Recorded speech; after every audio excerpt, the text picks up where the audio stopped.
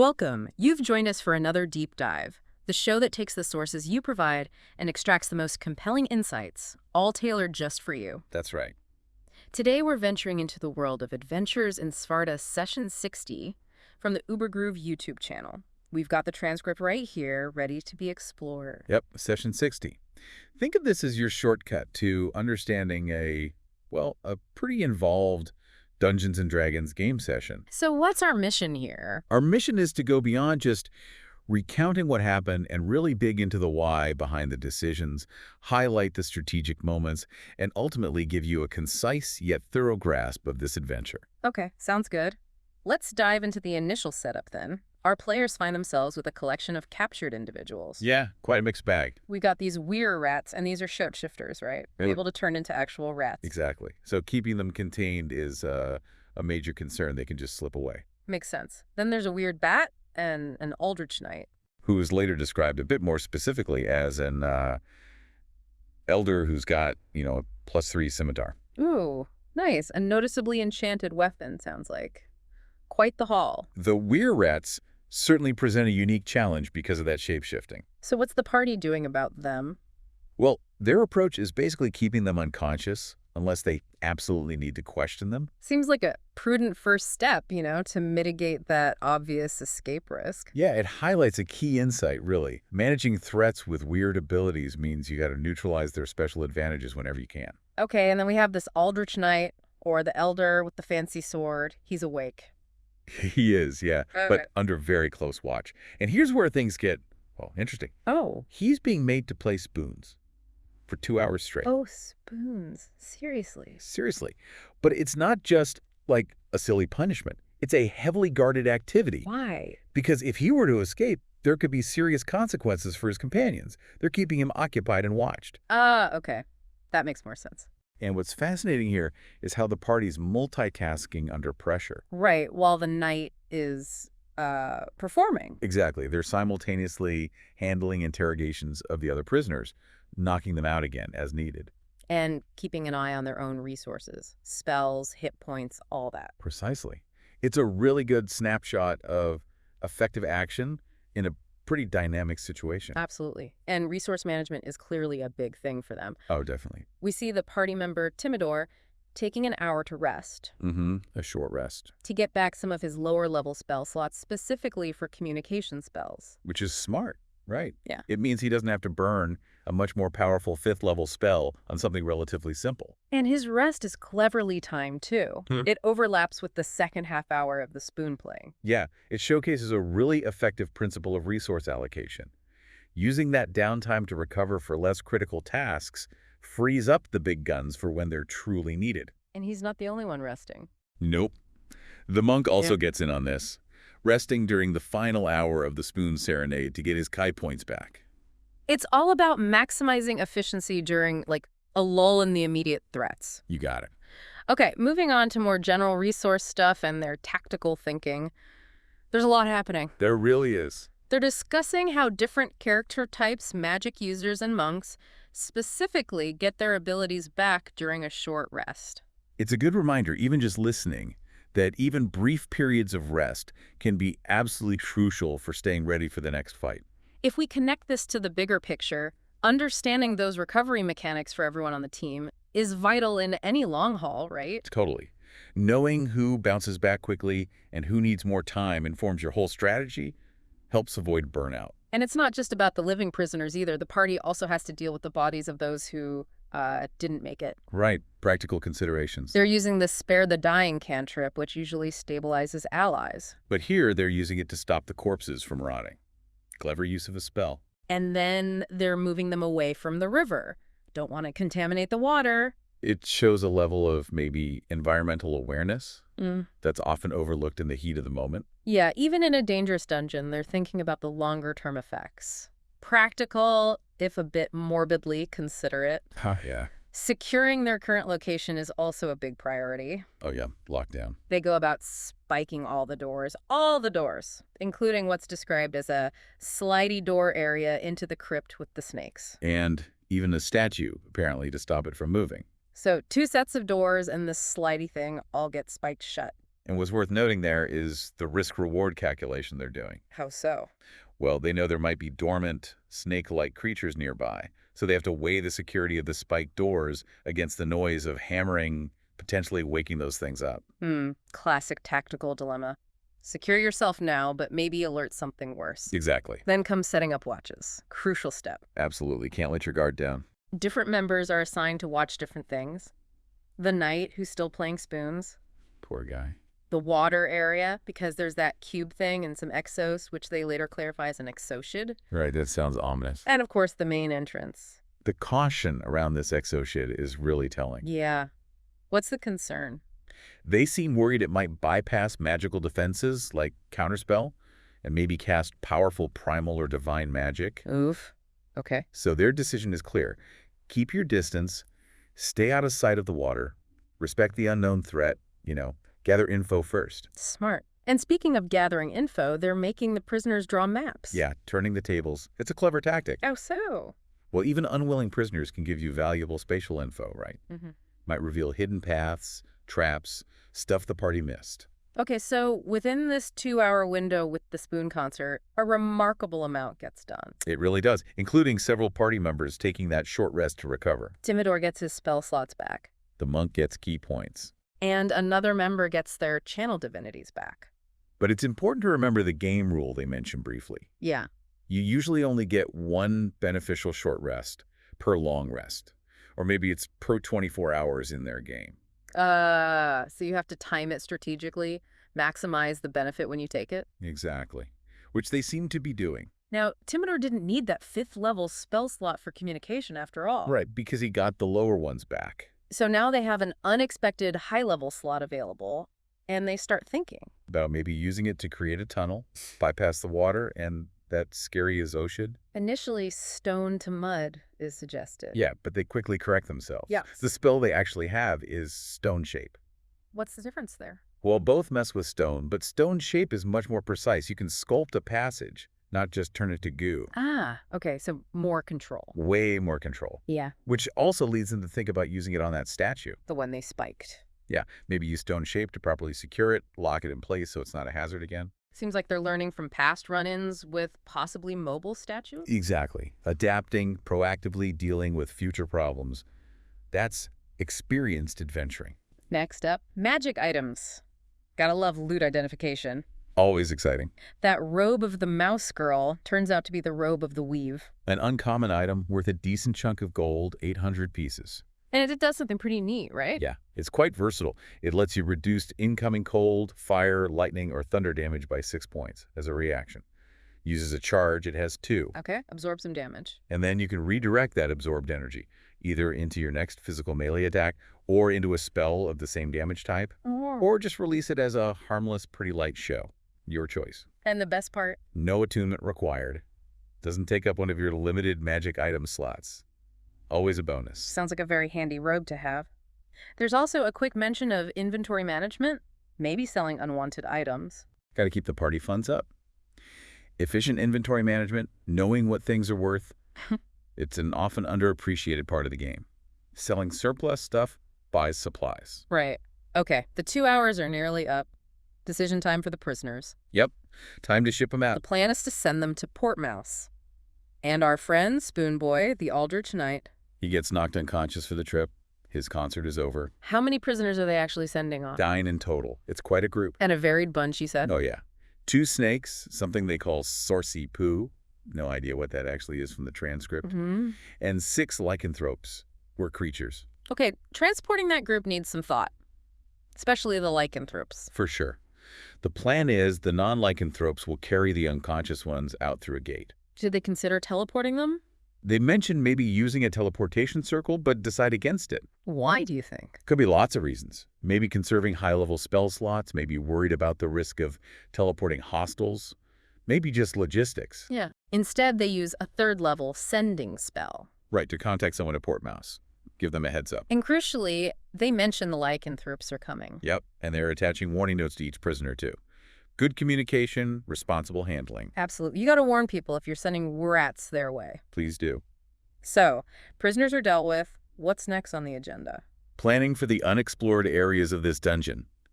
Thinking about leftover threats. And also reinforcements. Yeah, they consider that sending away such a large group might, provoke a response from whoever these guys worked for. Smart thinking. There's also a slightly odd thought about leaving an anonymous note for a Sir Jasper. Yeah, about the captured evil baddies and traitorous types. Sounds like there might be some politics involved here, beyond just dungeon delving. Definitely hints at a bigger picture, maybe factions vying for power or something. In the end, though, they decide to deal with any remaining threats themselves. Why? XP. Experience points. Can't blame them. Plus, handling it personally means they know it's done right. Fair enough. They also note the prisoners had food supplies, which might be useful. Always good to check the pantry. Okay, time for some magical construction work. They want that tunnel to the back area. Right. Avoid the water, avoid the exhaustion, or excite, as it's sometimes called. And again, stone to mud comes up first. Yeah, seems to be the go-to thought. Create an 8-foot wide, 10-foot tall tunnel above the water. Let the mud drain out. But they correct themselves again. Yep. It's stone shape they have. Yeah. Precision work, not just mud making. Shows how important knowing your spells exactly is. So they make their passage, head through, and immediately find a door. Of course they do. Classic dungeon layout. The monk opens it, and bam! Trap. What kind this time? A dripping, oozing ceiling. Looks like it's about to collapse. Gray, acidic goo. Acidic. How do they know? Someone throws a shuriken at it and it just dissolves. Yikes. Yeah. Okay, yeah, that's bad. Not just a lucky roof. Wisely, the party decides, nope, tactical retreat. Call. And they decide to use stone shape again, but this time to make a new door to the north. Or, well, Yep. left on their map since east is up for them. Hey, dungeon mapping orientation can definitely trip you up sometimes. Yeah. Got to translate map directions to the actual space. But they can't just ignore the ooze, right? Apparently not. They end up engaging with it. The gray ooze. How do they fight it? Various spells. Sacred Flame, which is radiant damage. Okay. And Eldritch Blast, which is force damage. Yeah. The ooze goes down pretty quickly, dissolves away. Seems like those damage talks worked well. Good to know. Exploiting vulnerabilities. Always key. So they enter the room where the ooze was, and guess what? Don't tell me. Another door! Another door! At the top of their map this time. Are they more cautious opening this one? Oh yeah, learning their lesson. Mm-hmm. They use Mage Hand to open it from 30 feet away. Smart move. Good thing they did. Opening it triggers an explosive trap. Whoa. Okay, Mage Hand definitely saves someone some hit points there. Inside this trapped room, they find someone. Oh, not another monster. Nope. A person. A rather disheveled individual calling himself Dick. Dick. Though later context suggests his name might actually be Dwayne. Okay, Dick or Dwayne. Where did he come from? He's found near the explosive trap, which is now deactivated, and near a spell circle on the floor. Suspicious circumstances. What's his story? He claims he was hired by Madam What's-Her-Face. Ah, likely the sorceress they sent away earlier. Probably. Hired to guard the area, stop anyone interfering with her rituals. Ritualist. He calls her a nut job, mentions weird experiments, and lists ingredients like quicklime, sulfur, and saltpeter. Okay, quicklime, sulfur, saltpeter. Yeah. That sounds familiar. Gunpowder, black powder. Exactly. That could explain the explosive trap. Suggest maybe more dangerous experiments were going on. He also admits he had a bit of a mishap with the trap himself. Oops. Lucky to be alive then. And he mentions lizard boys who also worked for the Madam moving materials. Lizard boys. Yuan Ti, maybe? Serpent folk. Common fancy baddies. Could be a clue. He also points out an alcove with alchemical gear and more ingredients. Quicklime, sulfur, saltpeter, and sugar. Sugar. Okay, that's interesting too. As another component to the mix, definitely points towards pyrotechnics or explosives. What about the spell circle? They check it out. Shows residue, maybe chalk or ruby dust. Strong signs it was used for teleportation magic. So this place wasn't just storage, it was maybe a hub, a teleport point. Could be. Adds another layer to what was happening here. They ask Dwayne a bit about himself. Claims he's around 18, looks malnourished. 18. And says he's been stuck there for at least 3 years. 3 years. Guarding that place. Wow, that raises a lot of questions about his situation. The party shows some compassion, gives him good berries to heal him up. Nice touch. Might make it more helpful or just, the right thing to do. They do a quick search for secret doors in that room. Find anything. Nope. Nothing hidden. Sometimes a room is just a room, even if it has an explosive trap and a teenager who's been there for 3 years. Fair point. The interesting thing was Dwayne himself, really. So planning the next steps, they talk about maybe hunting down those lizard creatures Dwayne mentioned. The potential yuan tea. But they also have to worry about reinforcements showing up, right? Because of the prisoners they sent away via sending. Yeah, that's a real risk. Yeah. Do they push forward now, maybe weakened, or retreat and rest properly? They decide to leave this area, get a proper long rest somewhere safer. Makes sense. Regroup, recover fully. Before they go, they set up an alarm ritual on the entryway. Lasts for 8 hours. Smart. Gives them warning if anyone follows or comes snooping while they're resting. Provides a safety window. And they leave a note. Oh. What does it say? Rituals in progress. Do not enter. Wonder if that'll actually work. Worth a try, I guess. Might deter casual wanderers. And their new friend, Dwayne. What about him? He goes with them, disguised as a pilgrim. Sensible. Offers him protection, and he might have more useful info for the party. So they head out, travel north, see some fields, maybe even some spa goers. Bit random. Spa goers, okay. They decide to duck into the woods, find a more secluded spot for that long rest, minimize chances of being disturbed. Good plan. Avoid unwanted attention while vulnerable. Long rest time. And during this downtime, they identify the magic items they picked up. Perfect opportunity for that. What did they find? The adamantine half-plate armor. Ah, good stuff. Stops critical hits, right? Yep. No other magical pluses, but it negates crits. And it still counts as magical if someone tries to detect magic on it. Likely a property of the adamantine metal itself. Very valuable armor, even without a +1 bonus. And the poncho of the weave. Which is actually the robe of the weave. Right. That's confirmed to belong to Timidor now. Good score for him. Definitely. Making sure loot goes to the right person is key team management. They also found some spell books, but they set those aside. Need proper time to study those later. Makes sense. Could be new spells in there, huge potential boosts for the casters, but takes time. And importantly, the alarm spell they left back at the entrance. Was it triggered? Didn't go off during the whole 8 hours. Huh. Maybe the note worked. Or maybe nobody came looking yet. Gives them a bit of breathing room anyway. Rested and refreshed, they decide to follow up on something Dwayne mentioned. A quarry. The one where workers were told to stay away. Exactly. Told to stay away for 4 days. That sounds suspicious. Definitely warrants investigation. An instruction like that is a huge red flag. Something's happening there. They head to a stoneworks near the quarry first. Talk to the foreman. How do they approach him? Just walk up? Nope, we get clever. Pose as inspectors from the Crown's fraud department. Nice cover story. Good way to ask questions without raising too much suspicion. They ask about 2 limestone invoices. One seems like a forgery, linked to Baron Gillis's advisor, Sir Jester. Okay, more political intrigue potentially. What does the foreman say? He says the invoice for Sir Jester is legitimate, but he denies selling anything to Baron Gillis's advisor on that specific date mentioned on the other invoice. Interesting. So one legit, one possibly fake. Supports that idea of competing factions, maybe Baron Gillis up to something shady. The foreman also drops another bombshell. Oh, yeah? He says he and his workers were told telepathically to stay away from the quarry for 4 days. Telepathically. Whoa. Okay, that confirms magical influence at the quarry.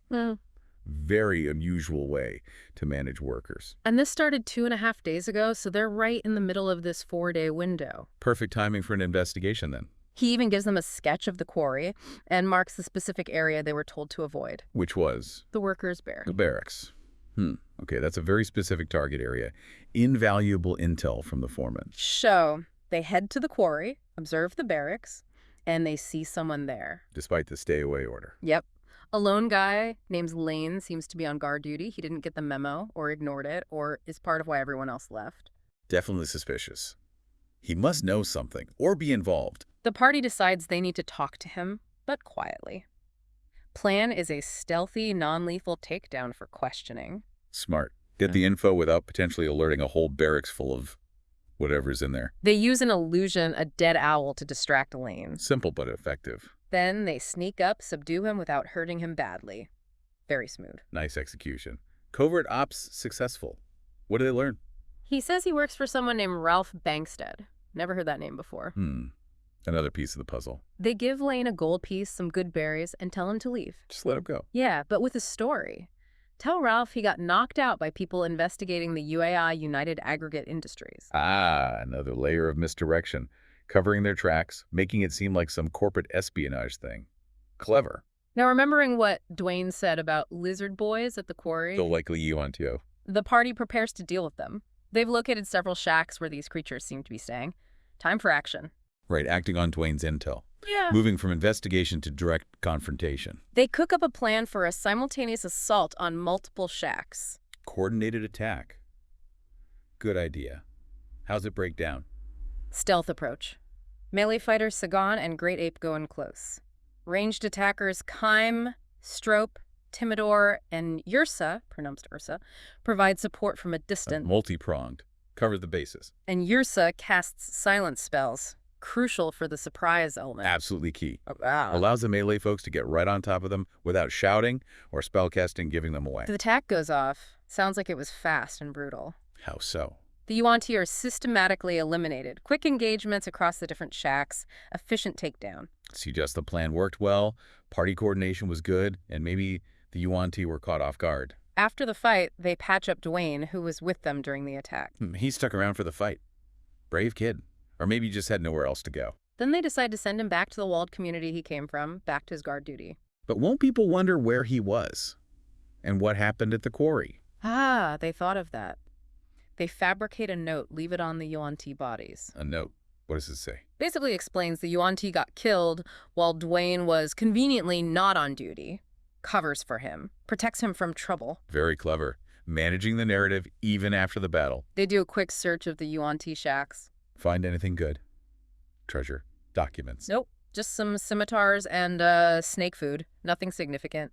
Sometimes clearing the threat is the main reward. True. Not every fight yields gold. Removing the danger and gathering intel is often the real prize. Before they leave the quarry area, they decide to leave another note. These guys like their notes. Who's this one for? It's addressed to Sir Vigo, probably Baron Vigo, maybe a misspelling again. Okay, informing one of the barons. What's the message? It's signed by the Scarlet Pumpernickel. The Scarlet Pumpernickel. Seriously. Apparently. The note tells Vigo they eliminated terrorists and foreign espionage agents back at the temple complex. Referring to the earlier dungeon clear-out. And suggests Vigo should inventory the dead guy's stuff and report it all to the queen. Wow. Okay, so that note does a lot. Informs Vigo, frames the party's actions positively, points towards higher authority, and uses a very memorable signature. Definitely memorable. So, with the quarry dealt with for now, the party discusses where to go next. Lots of options now. Based on all the clues they've gathered. Yeah. Gorilla Woods, the quarry itself, maybe for more searching, back to the stoneworks, Restonford Town, Kelman Woods, some cherry apple orchards that got mentioned, Ardman. That's a lot of leads. Highlights how complex this situation is becoming. Many threads to pull on. They also mull over those duplicate invoices again. The conflict between Baron Gillis and Baron Vigo seems like a definite background element. Yeah, that political tension, the hints of power struggles. They've clearly stumbled into something bigger than just one dungeon or one quarry. Finally, they decide to loop back to the stoneworks one last time, talk to the foreman again. Why? What more do they need from him? They ask about a weird phrase, something like Harold Fish Cake France. Sounds like a total mishearing of a name or title. Yeah. Communication breakdown somewhere along the line. Does the foreman know what they mean? Doesn't seem like it clarifies much, but they do re-ask about the limestone invoices, just confirming again about Baron Gillis and Sir Jester. And the foreman sticks to his story. Yep. Sir Jester's invoice is legit, reconfirms the potential issue with the Gillis one. Solidifying their intel on the financial weirdness. They give the foreman a bit more gold, ask him to keep their questions quiet. Greasing the wheels. Yeah. Standard procedure. And they ask again about anything unusual at the quarry. He just repeats the story about being told telepathically to stay away. And provides the map again. Yep, gives them his marked map showing the restricted barracks area again. More corroboration. Gathering that supporting evidence is good practice strengthens their understanding. So as we wrap up this deep dive into Ubergroove's Session 60, wow, what a session. Yeah, a lot happened. We saw some really intricate planning, careful resource management. Dealing with prisoners, traps, monsters, mysterious NPCs. And navigating this complex web of allies, enemies, and maybe people who are somewhere in between. From a knight playing spoons to taking out Yuan-Ti stealthily. Really packed. What stands out to you as particularly insightful here? I think it's how all these seemingly scattered details, the weird punishment, the robe's specific powers, The notes, the quarry activity, the telepathy, how they all start to weave together. Right? It's not just random encounters. Exactly. The real takeaway isn't just one event, it's seeing how these pieces connect. They paint a picture of a much larger situation. There's political intrigue, magical threats, maybe multiple factions working against each other. And for you, our listener, this deep dive hopefully gives you that concise understanding. You get the key events, the strategic thinking, without needing hours to watch the whole session yourself. You get that thorough overview of the decision-making, the story beats, the clues they uncovered. Which leads us to a final thought for you to mull over. Given everything we've seen, Baron Gillis, Baron Vigo, Sir Jester, the mention of the Queen, these weird rituals, the Yuan-Ti, the telepathic commands, what do you think is really going on? Yeah, what might be the ultimate goal of these opposing forces on the island of Sparta? And what could it all mean for the bigger picture, the future of this campaign world? Some big questions there, lots to speculate about based on this session alone. Definitely food for thought. If you want the full, unadulterated experience, absolutely check out the Ubergroove channel for Adventures in Sparta Session 60. For sure. See it all play out minute by minute. And as always, if you have sources, game transcripts, articles, videos, anything you'd like us to tackle in a future deep dive, please send them our way. We're always ready for the next analysis, crafted just for you.